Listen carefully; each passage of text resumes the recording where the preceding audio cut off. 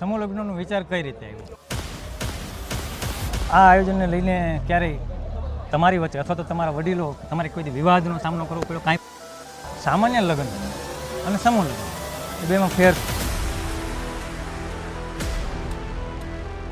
એ દાતાએ 1,51,000 રામ ભરોસે આપ્યા. એ પણ 117 સ્વયંસેવકો મળી ગયા.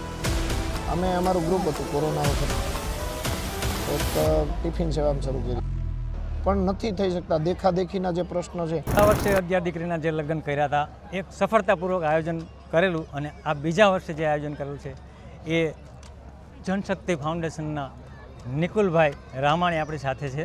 આપણે એને સમૂહ લગ્ન વિશે થોડા ઘણા સવાલ જવાબ કરીએ. તો પહેલાં તો નિકુલભાઈ ખૂબ ખૂબ ધન્યવાદ તમારો કે અમારા ઇન્ટરવ્યૂમાં ભાગ લેવા માટે. થેન્ક યુ, આભાર. તો પહેલાં તો તમને જણાવો મને કે તમારું જે ટ્રસ્ટી મંડળ છે સમૂહ લગ્નનો વિચાર કઈ રીતે આવ્યો? અત્યારે કોરોનાની પરિસ્થિતિ જે ગઈ પછી, કોરોના પછી અમે જોયું કે 25-25ની સરકારે જે ગાઈડલાઈન આપી હતી એ મુજબ જે લગ્નો થયા એ ખૂબ સફળ થયા, ઓછા ખર્ચામાં સફળ થયા. એટલે એ જોતા પછી અને આગળના સમૂહ લગ્નનો જે અભ્યાસ કર્યો એની ઉપરથી અમને વિચાર આવ્યો કે એક સાથે જો લગ્ન કરવામાં આવે તો માણસનો એક ખર્ચ થાય છે એના ડબલ ખર્ચામાં બધું થઈ જાય. એટલે એ એક મેઇન ફાયદો છે કે સમૂહ લગ્ન થાય અને જે ગરીબ મા બાપની દીકરી હોય અથવા તો માતા અથવા પિતાનો હોય અથવા તો કોઈ પણ કારણોસર અનાથ દીકરીઓ હોય તો એમને ખૂબ ફાયદો થાય, એમને ખર્ચો બચી જાય. અને સમાજની અંદર એવા કેટલાય દાતાઓ છે કે જે દાન કરવા માટે ઉત્સાહિત હોય પણ આવી પ્રવૃત્તિ કરનાર કોઈ હોવું. એટલે હું એની ઉપર જ આવવાનો હતો. આ આયોજન જે તમે કરો છો સૌથી મોટો પડકાર શું લાગે છે તમને? સૌથી મોટો પડકાર અમુક સમાજના કુરિવાજો એવા છે કે જેમાં જોઈન્ટ વ્યક્તિઓને થવું છે પણ નથી થઈ શકતા. દેખાદેખીના જે પ્રશ્નો છે એના હિસાબે અમુક માણસો જોઈન્ટ નથી થઈ શક્યા. અમારું એવું કહેવાનું છે કે શરમ સંકોચ રાખ્યા વગર આમાં જોઈન્ટ થવાય. સમૂહ લગ્નમાં જોઈન્ટ થવું જોઈએ. સામાન્ય લગ્ન અને સમૂહ લગ્ન એ બેમાં ફેર શું? સામાન્ય લગ્નની અંદર વાલી પોતાની રીતે ખર્ચો કરતો હોય, પોતાની અનુકૂળતા મુજબ ખર્ચો કરતો હોય, દેખાદેખીમાં ક્યારેક ઓવર ખર્ચો કરતો હોય. પણ આની અંદર ફાયદો એ છે કે આની અંદર ગરીબ માણસો પોતાની સારી રીતે પોતાની દીકરીની વિદાય કરી લે છે. આ આયોજનને લઈને ક્યારેય તમારી વચ્ચે અથવા તો તમારા વડીલો તમારે કોઈ વિવાદનો સામનો કરવો પડ્યો? કાંઈ પણ એવું બનાવ બન્યો? નાના મોટા વિવાદો આવતા હોય કે ભાઈ એક સાથે કરીએ તો કેવી રીતે થઈ શકે અને એક સાથે ન કરીએ તો કેવી રીતે થઈ શકે. તો આવા નાના મોટા વિવાદો આવતા હોય પણ એની પર રહી અને અમે આ કાર્યક્રમ બધા સફળ કરતા હોઈએ. શું તમને લાગે છે કે આ સમૂહ લગ્ન એક નવી પરંપરા બની રહી છે?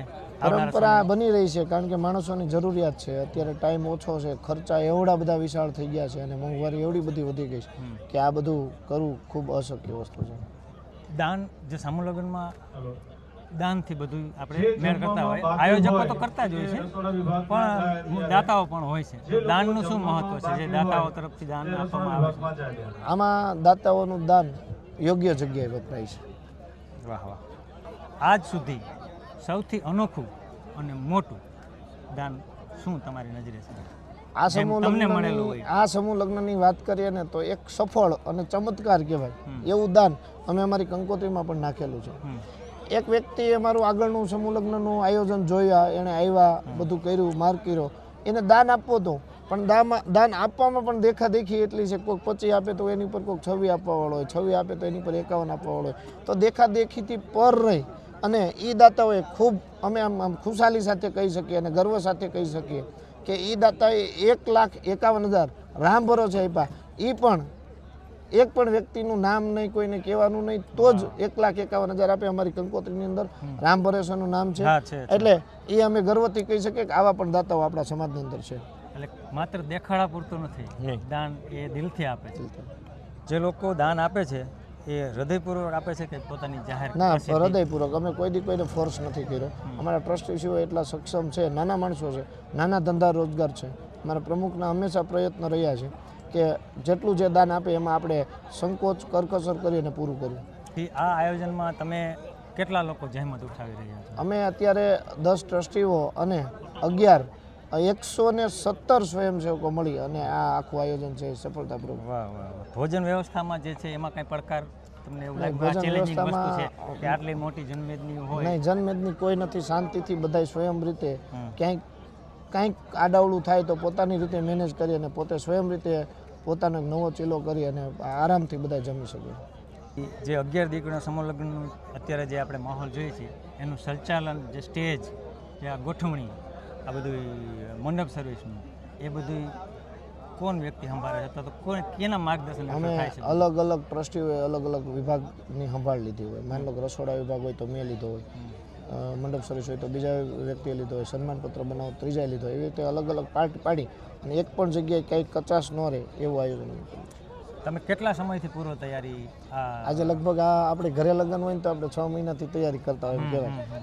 એના બદલે અમે આમ તો અમારું ગયા વર્ષે પૂરું થયું એટલે નવું શરૂ થઈ ગયું, નવું વિચારવાનું શરૂ થઈ ગયું, નવા કન્યાઓ જે આપણે રીત રિવાજ મુજબ ગોતવાની હોય એ મુજબ નામનું થઈ ગયું શરૂ. એટલે આમ તો ગણો એટલે ગયા આખું વર્ષથી અમારી કન્ટિન્યુ તૈયારી તો હતી જ. ગોઠવાયેલું જોઈએ નામાનામાં. બરાબર. મેં લગ્ન તો કરાવો જ છો, પછી એને જે કન્યા છે, જે વર છે, ટૂંકમાં વરઘોડિયાને બીજો શું બેનિફિટ, એના દસ્તાવેજને એના કંઈ કાગળિયા તમે હા, પૂરા એના પાડો છો? કાગળ અમે મેરેજ સર્ટી સુધી એના જો ડોક્યુમેન્ટ બધાને આવી જાય તો મેરેજ સર્ટી પણ અમે એને બનાવી. સરકાર તરફથી મળતા લાભ? સરકાર તરફથી અમે ગયા વખતે પ્રયત્ન કર્યા હતા, પણ આ વખતે અમે પૂરા પ્રયત્ન કરી અને સરકાર તરફથી જેટલામાં જેટલું વળતર જે મળે છે 35,000 એ ટાઈપનું એનું આખો સ્કેલ મુજબ છે એ અમે મળે એવું પ્રયત્ન કરશું. વરકન્યાના દસ્તાવેજમાં કાંઈ કોઈ દી વરકન્યાના દસ્તાવેજમાં બીજું જ કંઈ જરૂરિયાત નહોતો પણ ઉંમર જાતિના માન લો કેટલા વર્ષ છે એના માટે અમે આધાર કાર્ડને એવા સામાન્ય ડોક્યુમેન્ટ લેતા હોય છે.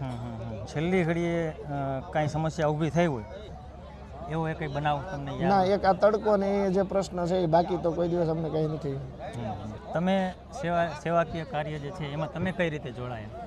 અમે અમારું ગ્રુપ હતું કોરોના વખતમાં, એક ટિફિન સેવા શરૂ કરી હતી. જ્યારે દર્દીઓને કોઈને અગાવાલા કે પોતાનો દીકરો હોય ને તો એ પણ ટિફિન આપવાનો જતો. એવા સમયમાં અમે લગભગ દરરોજ બપોરે 300 અને સાંજે 300 એવા ટિફિન વિતરણ કરવા માટે જતા. વાહ વાહ વાહ. કોરોનામાં પણ કામ કરેલું, બહુ ખુશી મળે છે? હા, બહુ આનંદ આવે. હે, આનંદ આવે છે ને?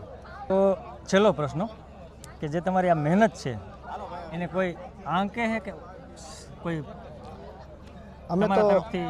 અમે તો આ વાત ઉપર આમ તો આ પ્રશ્ન દરેક વ્યક્તિનો હોય કે તમારું જે મહેનત છે એનું કદર કોઈ કરે છે કે આપણે ગુજરાતી ભાષામાં હા કહીએ. કદરની ફિકર અમે નથી કરતા, પણ જેટલું કરે એટલું ઈશ્વર તો જોવે જ છે. હા, ઉપર. અને એક સાચી સેવાકીય પ્રવૃત્તિ છે, બીજું કંઈ છે નહીં. જે તમે આયોજન કર્યું એક યાદગાર પલ, દીકરી બાબત કોઈ તકલીફવાળી અથવા કોઈ દીકરા બાબતની, એને કોઈ પોતાની પર્સનલ કે એના મા બાપ ના હોય, કોઈનો એવો કોઈ કિસ્સો તમે તમારા એવો કોઈ નજરમાં આવ્યો? પર્સનલ કિસ્સો નથી, પણ જેટલું મેનેજ થાય એટલું પોતપોતાની રીતે મેનેજ કરતા હોય છે.